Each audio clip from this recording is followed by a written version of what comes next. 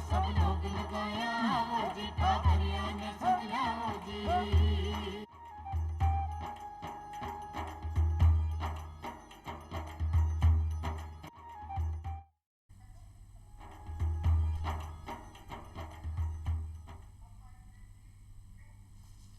राम राम सा चौपाल देख बाड़ा सगला दर्शक भाई बहनों को बहुत बहुत स्वागत है। दर्शकों, जिया कि आप सभी जाना कि जब भी कोई देश है जो को विकास करे तो भी में सबसे महत्वपूर्ण भूमिका अगर कोई की कही जा सके तो वह है बैंका की। और बैंका के बारे में आप लगभग बहुत कुछ जाना भी हाँ कि और बैंक से किया ना कि आप जुड़ा भी हाँ। लगभग बहुत सारा इंसान है अपना, चाहे ग्रामीण भाई बहन हो शहर का हो, वह भी आज के टाइम में जो बैंक से जुड़ रहा है। मोटा रूप से आप कहीं जाना बैंका के बारे में कि आपने जो की बचत है बा बैंका के अंदर सुरक्षित रहेगी, या कोई काम खातर आपने अगर कोई लोन चाहिए ऋण चाहिए तो आप बैंका से जुड़ा। पर इसके अलावा भी बहुत सारा काम है बैंका का जो आपने ग्रामीण विकास के लिए हो रहा है। तो बैंक के बारे में आप आज जानकारी हासिल करांगा। और आज को अपना जो विषय है वो है बैंकिंग सेवा और ग्रामीण विकास, और इस पे आप चर्चा करांगा। तो अपना मेहमान है अपने साथ इस पे जानकारी देने के लिए है, वह है योगेंद्र सिंह जी। आप महाप्रबंधक है यूनियन बैंक ऑफ इंडिया का। बहुत बहुत स्वागत है आपको। नमस्कार। तो सबसे पहले तो योगेंद्र जी, आप दर्शक भाई बहना की बात करें, ग्रामीण भाई बहना की आप मुख्य रूप से बात कर रहे हैं, तो आप पहले क्षेत्र जानना चाहूँगा कि ग्रामीण क्षेत्र कौन कौन सा ऐसा जिसके अंदर बैंक काम कर रहा है। बैंक सभी क्षेत्रों में काम करते हैं। ग्रामीण क्षेत्र कोई भी हो, ग्रामीण हो, शहरी हो, अर्ध शहरी हो, मेट्रो हो, बैंक सभी जगह कार्य करते हैं और बैंक की ज़रूरत भी सभी जगह है। आपने बिल्कुल ठीक कहा था कि ग्रामीण विकास में बैंक एक बहुत महत्वपूर्ण भूमिका अदा करते हैं।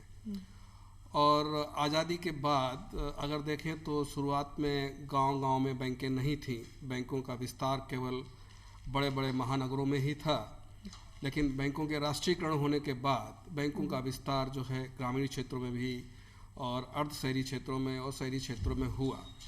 उसके बाद बैंकों का नेटवर्क पूरे देश में जहाँ भी 4000 5000 या उससे अधिक की आबादी है, जनसंख्या है, लगभग सभी जगह बैंकें कार्यरत हैं और समाज के आर्थिक विकास में, सामाजिक उत्थान में भी अपनी भूमिका का निर्वहन कर रही हैं।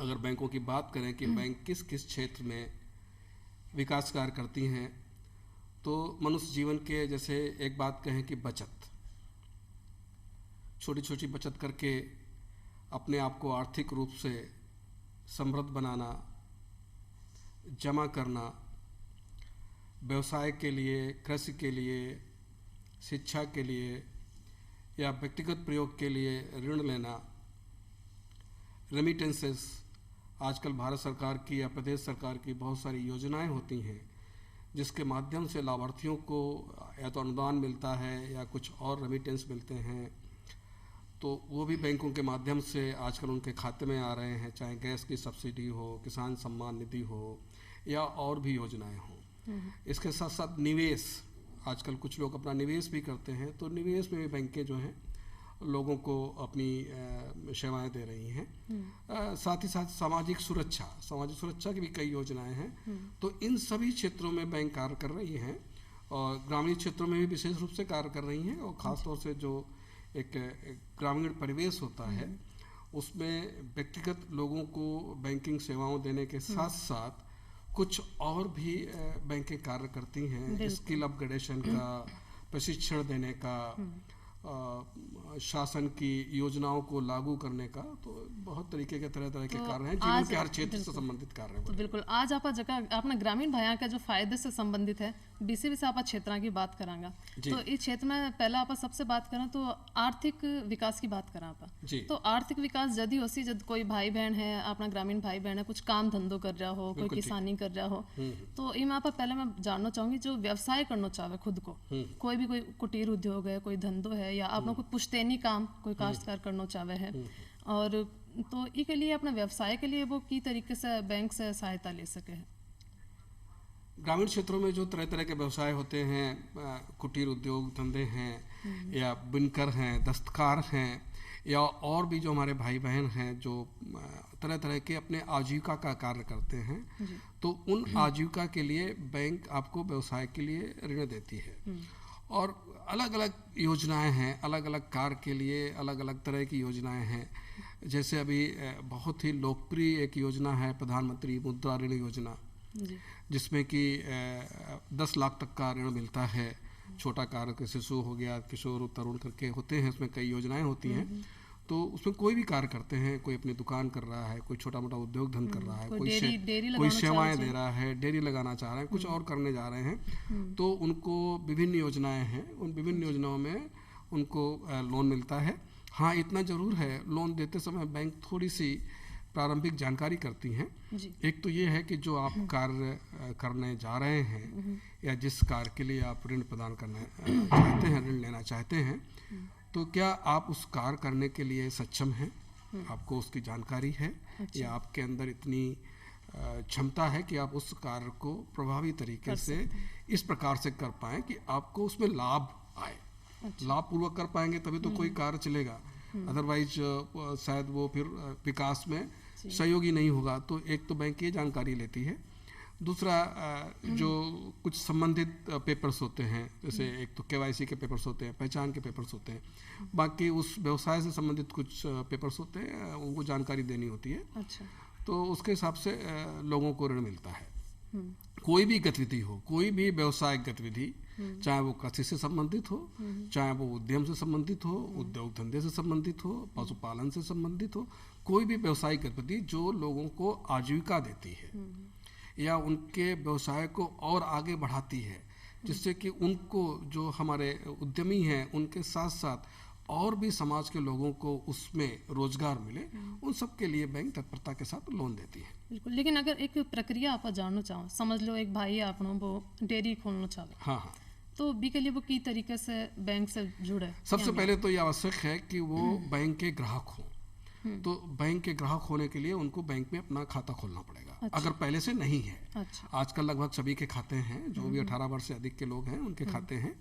अगर नहीं है तो आपको अपने बैंक में खाता खोलना होगा। इसकी वजह से आप डेयरी के लिए लोन लेना चाहते हैं तो आपकी जो इकाई है, आप कितने पशु रखना चाहते हैं, तो उससे संबंधित पर पशु के हिसाब से कि ऋण की राशि क्या है, उसके उनके चारे के लिए, उनके सेट के लिए, थोड़े से उसमें जो इक्विपमेंट्स हैं उन सब के लिए एक पूरा प्रोजेक्ट होता है, अलग अलग 2 पशुओं का, 4 पशुओं का, 10 पशुओं का, ऐसे अलग अलग प्रोजेक्ट होते हैं। उसके हिसाब से नाबार्ड की भी इसमें योजनाएं हैं। अच्छा नाबार्ड ने भी अलग अलग तरीके से प्रोजेक्ट कास्ट दी हुई है। तो जो जैसा व्यवसाय करना चाहते हैं उनके लिए ऋण उपलब्ध हैं, और जब भी उनको ऋण की आवश्यकता हो तो अपने बैंक से संपर्क करें। बैंक उनको सलाह भी देंगी, गाइड भी करेंगी और ऋण उपलब्ध कराएंगे। बिल्कुल। तो इस तरीके से अपन और ज़्यादा जानकारी आप बैंक जाकर हासिल कर सका, पर जरूरी है कि आपनो खातो होना चाहिए। जी हाँ। तो एक वो भी सबसे पहले जानना चाहें, एक अपना ग्रामीण भाई बहन भी हैं, तो देखो लगभग आज के टाइम में जानकारी है और लोग जुड़िया भी है बैंका से, लेकिन फिर भी अगर कोई भाई बहन छूट गयो है इसे, तो आप चाहवा कि बिना जानकारी का वो जावे बैंक में, तो भी कहीं कहीं दस्तावेज कहीं लेके जावे और किया अपना खाता खुलवा सके है। खाता खोलने के लिए एक तो आपकी फ़ोटो लगेगी, आपके पहचान का दस्तावेज, जो कि आजकल सबके पास आधार कार्ड है, वो मान्य है, तो एक आधार कार्ड आपको देना होगा। उसके बाद आपके पते के प्रमाण के रूप में, अगर आधार पे भी पता होता है, आधार पे जो पता है उसके अलावा अगर किसी और पते पे आप रह रहे हैं तो उस पते के लिए कोई भी प्रमाण आपको देना होगा। अच्छा आपके पास मकान के पेपर हैं, हाउस टैक्स की रसीद है, अच्छा और भी कोई भी बहुत सारे तरह तरह के पेपर्स होते हैं, वो देने होंगे, तो उसके आधार पे आपका खाता खुल जाएगा। जी। तो तो बात हुई व्यवसाय की, कि कोई व्यक्ति जब व्यवसाय कर रहे हो तो बिना की तरीके से बैंक से जुड़ सके है, ऋण ले सके है। अब बात करें आप अपने किसान भाइयों की, तो किसान भाई भी सोच रहे हो कि भाई हमारे वास्ते भी कहीं है बैंक से जुड़े रहे। तो देखो पहले के टाइम में भी तो कि किसान भाई बहुत परेशान होता, कोई फसल उगाता तो आगे भी नहीं चिंता रहती कि हमारी फसल पूरी तरीके से होएगी नहीं होगी, कहीं होएगो। और भी के साथ अब क्योंकि टाइम बदल रहा है, हर चीज़ में अब देखो उर्वरक है, बहुत अच्छा खाद बीज और बहुत सारा उपकरण भी चल गया है जो किसानी में सहायता कर रहे हैं। तो जो किसान भाई आना नहीं ले सके है, एक साथ नहीं खरीद सके हैं, तो वो बैंक से क्या सहायता लेके कोई गोदाम की व्यवस्था करनी है, बीज वगैरह खरीदना हो, या कोई कृषि यंत्र, कोई ट्रैक्टर लेना चाहे, तो वह की तरीके से बैंक से जुड़ सके। किसान तो देश के अन्नदाता हैं और किसानों को तो बैंक बहुत ही तत्परता के साथ ऋण देती है। जी। और ख़ास तौर से कम ब्याज पे भी देती है। और किसान भाइयों के लिए कई योजनाएं हैं। एक बहुत ही लोकप्रिय योजना है जिसको लगभग सभी किसान भाई जानते हैं, किसान क्रेडिट कार्ड, अच्छा। जो कि फसल उत्पादन से संबंधित जो भी आवश्यकता है, जैसे आपने बीज की बात की, उर्वरक की बात की, तो उन सब के लिए किसान क्रेडिट कार्ड एक उसमें जो आपके पास कितनी जोत है, कितनी कृषि योग्य भूमि है, अच्छा। जिस पे आप कृषि उत्पादन करते हैं और कौन कौन सी फसलें उगाते हैं, उसके आधार पर किसान क्रेडिट कार्ड की एक वार्षिक सीमा का निर्धारण कर दिया जाता है। अच्छा। तो अब किसी किसान भाई को अपना खेत की तैयारी करनी है, उर्वरक लेना है, बीज लेना है, उसके बाद बीच बीच में सिंचाई करनी होगी और भी जो लागत आती है, तो उस पूरा जो फसल चक्र है, अच्छा। उसके पूरी की जो उनकी आवश्यकता होती है, उसकी उनकी एक सीमा निर्धारित की जाती है और उस सीमा के अंतर्गत वो अपना ऋण प्राप्त करके अपना फसल उत्पादन करेंगे। फसल उत्पादन के बाद उस फसल की मार्केटिंग करेंगे और फिर जब उनको मार्केटिंग से पैसा मिलेंगे तो अपने किसान क्रेडिट कार्ड में वो वापस अदा कर देंगे। तो एक सीमा बनी हुई है और रोल ओवर होती रहती है। अच्छा। बहुत ही लोकप्रिय योजना है ये, किसानों में बहुत ही लोकप्रिय है। इसके साथ साथ अगर किसान भाइयों को कुछ मशीनें लेनी हैं, ट्रैक्टर लेने हैं, कृषि उपकरण लेने हैं, पशुपालन करना है, मछली पालन करना है, ग्रीन हाउस लगाना है, उन सब के लिए भी बैंकों के पास योजनाएं हैं। तो किसानों के लिए एक तरीके से पूरा वित्तीय समाधान बैंकों के पास है। मेरा किसान भाइयों से अनुरोध है, इन योजनाओं का लाभ जरूर उठाएं। आपकी तरक्की में, देश की तरक्की में बहुत ही लाभकारी और बहुत ही सहायक योजनाएं हैं। एक आपन ये लगा कि आपने जब कोई ऋण देवे है तो बीके पीछे यहाँ भी हो कि आपने बदला में कुछ राखना पड़ेगा या कुछ जिया गिरवी बोला जिया, तो बिसी कोई सिक्योरिटी के नाम पे ये निर्भर करता है कि ऋण राशि क्या है। अलग अलग योजनाओं में अलग अलग कार्य के लिए ऋण लेने में एक निर्धारित सीमा तक कई बार किसी सिक्योरिटी की आवश्यकता नहीं होती है। जैसे भी किसान क्रेडिट कार्ड की बात हमने की, तो अगर 1,60,000 तक का किसान क्रेडिट कार्ड है तो कोई अलग से कोलेटरल सिक्योरिटी की ज़रूरत नहीं है, या यूँ कहें भूमि बंधक वगैरह की ज़रूरत नहीं है। अच्छा। उसी प्रकार से कोई व्यक्ति अगर मुद्रा लोन लेते हैं तो 10 लाख तक के जो लोन हैं, जो उत्पादन से संबंधित हैं या सेवाओं से संबंधित हैं, उसमें भी किसी प्रकार की कोई भी कोलेटरल सिक्योरिटी की आवश्यकता नहीं होती है। 10 लाख तक 10 लाख तक अगर मुद्रा लोन में लिया हुआ है, किसी उद्योग धंधे के लिए लोन लिया हुआ है, बहुत सारे उसमें गतिविधियां हैं जो पात्र हैं। उन गतिविधियों के अंतर्गत अगर उन्होंने ऋण प्राप्त किया है तो उनको किसी प्रकार की अलग से कोई कोलेटरल सिक्योरिटी की जरूरत नहीं है। जब ऋण सीमा अधिक होती है तो उस समय फिर बैंकों का जो अपना नियम है उस हिसाब से कोलेटरल लेती हैं। बट मैं ये बताता चलूँ कि जो आजीविका के लिए लोन होते हैं, चाहे वो कृषि से संबंधित हो, अच्छा। चाहे वो उद्योग धंधों से संबंधित हो, नॉर्मली बिना कोलेटरल के हो जाते हैं। अच्छा। जब बहुत अधिक राशि कोई बड़ा लोन लिया जाता है तब कोलेटरल की मांग की जाती है। तो मूल रूप से ज़्यादातर यही लोगों के आपने इसी कोई ज़रूरत को नहीं है। जी हाँ, 10 लाख तक अगर उद्योग धंधे के लिए लोन लिया है तो बिना कोलेटरल के काम चल जाता है। जी। और 1,60,000 तक अगर कृषि ऋण लिया है तो भी उसमें कोई कोलेटरल की आवश्यकता नहीं है। 4 लाख तक अगर शिक्षा ऋण लिया है, बच्चों की पढ़ाई के लिए, हायर एजुकेशन के लिए लिया है, तो उसमें भी आवश्यकता नहीं है। अब बात करा आप किसान भाइयों की भी बात कर ली, व्यवसाय अपना युवा पीढ़ी बाकी भी बात करी। अब बात करा अपनी ग्रामीण भेड़ा की, तो अगर ग्रामीण भेड़ा जी आजकल टाइम है कि भाई कदम से कदम बढ़ाकर पुरुषों के साथ काम कर रही है, तो अगर वो अपना कोई व्यवसाय शुरू करना चाहे कोई महिला, तो बी के लिए कहीं कोई विशेष छूट या और कोई विशेष योजना कुछ? बहुत अच्छा प्रश्न किया आपने। जो योजनाएं पुरुषों के लिए हैं वो बहनों के लिए भी हैं। अच्छा। उसमें तो कहीं कोई वो नहीं है।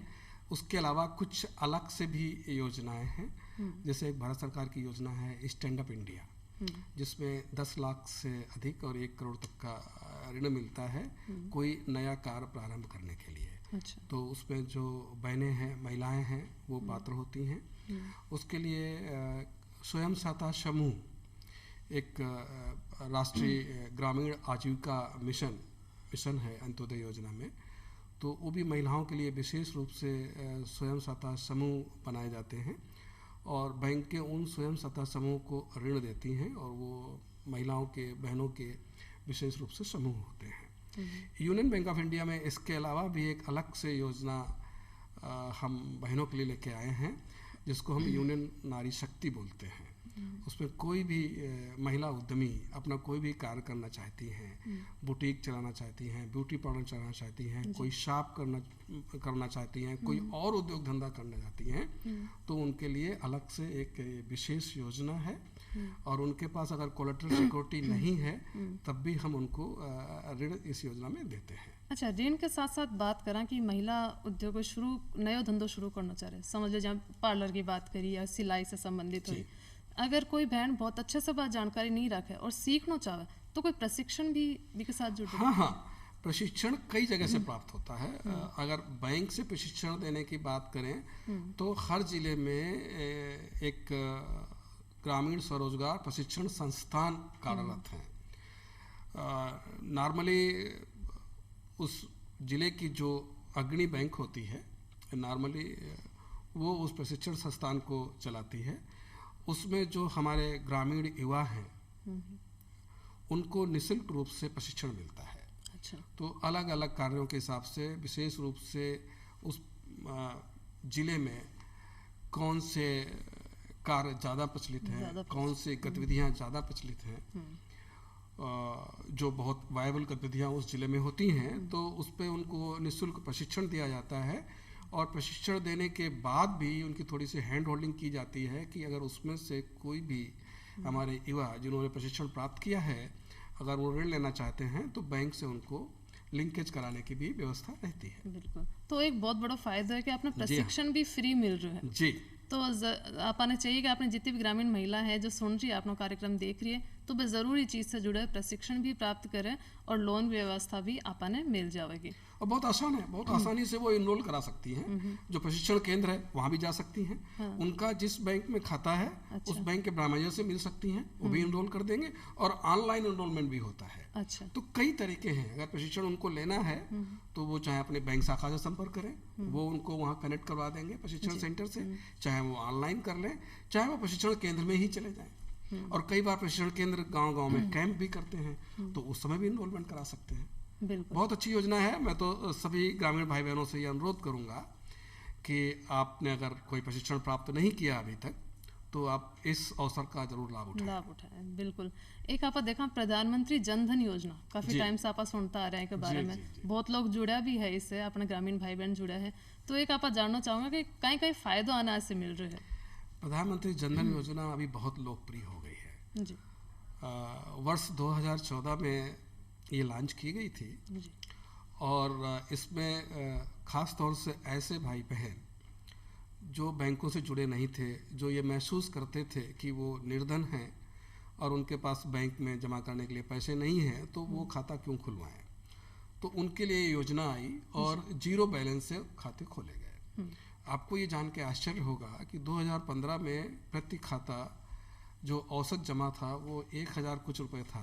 अच्छा। जो अभी बढ़कर के 3500 कुछ रुपए हो गया है। तो ये इस योजना की लोकप्रियता को दर्शाती है। इसमें जीरो बैलेंस के साथ खाता खुलता है, साथ ही साथ लोगों को पासबुक और एक एटीएम कार्ड भी मिलता है। अच्छा। तो उन्होंने अपने खाते में जो अब राशि जमा की है उसकी निकासी, उसका ट्रांजैक्शन वो एटीएम कार्ड के माध्यम से कर सकते हैं।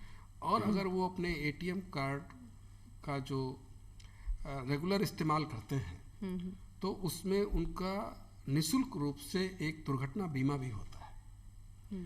तो मेरा सबको आह्वान है कि आप लोगों ने जिन्होंने भी जनधन योजना में खाता खोला है अपना एटीएम कार्ड प्राप्त करें, अपनी बचत अपने खाते में जमा करें और एटीएम कार्ड से संचालन भी करते रहें, जिससे कि आपका जो निःशुल्क बीमा है वो भी सक्रिय बना रहे।